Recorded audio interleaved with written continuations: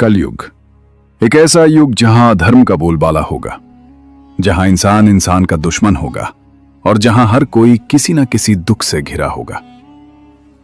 लेकिन क्या आप जानते हैं कि हजारों साल पहले कुरुक्षेत्र के मैदान में भगवान श्री कृष्ण ने इस अंधकारमय युग के लिए एक रक्षक चुन लिया था। एक ऐसा योद्धा जिसने युद्ध लड़े बिना ही जीत हासिल कर ली। एक ऐसा भक्त जिसने अपना शीश काटकर अपने आराध्य के चरणों में रख दिया।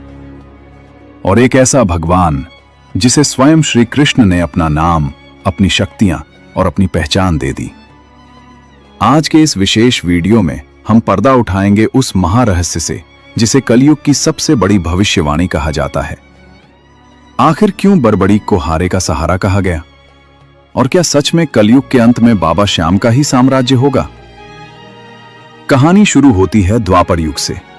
भीम के पौत्र और घटोत्कच के पुत्र बर्बरीक बचपन से ही अद्भुत शक्तियों के स्वामी थे। उन्होंने भगवान शिव की तपस्या की और प्राप्त किए 3 ऐसे दिव्य बाण जो पूरी सृष्टि का नक्शा बदल सकते थे।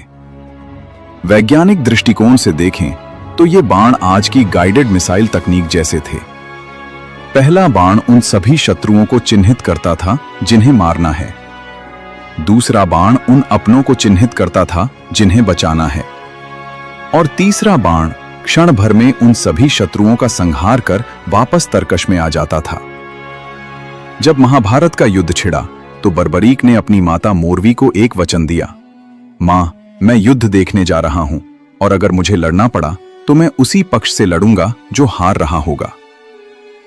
बस यही वो वचन था जिसने नियति को हिलाकर रख दिया। अंतर्यामी श्री कृष्ण जानते थे कि अगर बर्बरीक युद्ध में उतरा तो तबाही निश्चित है, क्योंकि अगर पांडव हारने लगेंगे तो बर्बरीक उनकी तरफ से लड़ेगा और कौरवों को खत्म कर देगा।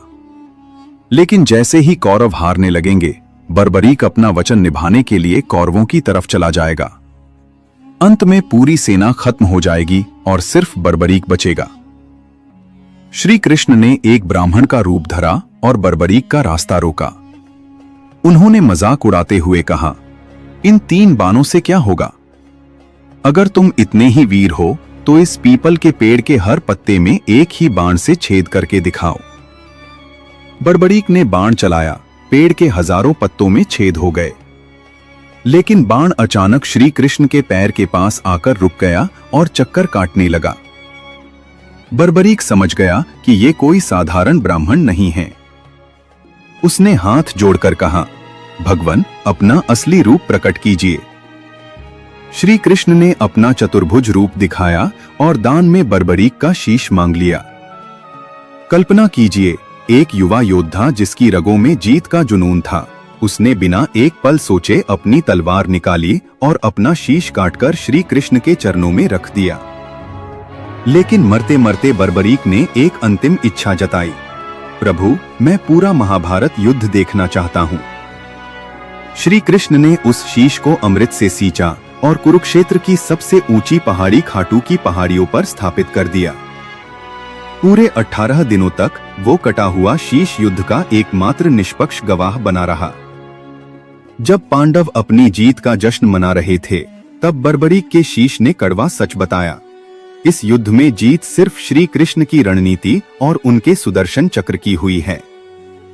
बर्बरीक के इस निस्वार्थ त्याग से प्रसन्न होकर श्री कृष्ण ने वो ऐतिहासिक भविष्यवाणी की जो आज हम अपनी आंखों के सामने सच होते देख रहे हैं।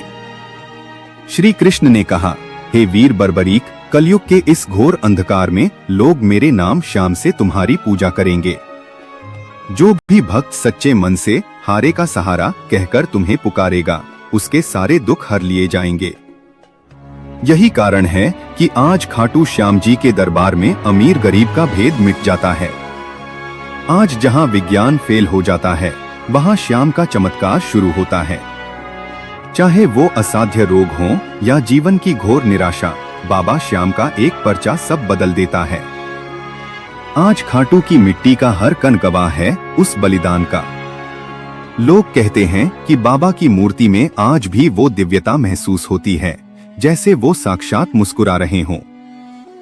तो क्या बर्बरीक का बलिदान सिर्फ एक कथा थी, या फिर ये एक दिव्य योजना थी हमें ये सिखाने की कि अंत में जीत अस्त्र शस्त्र की नहीं बल्कि समर्पण की होती है।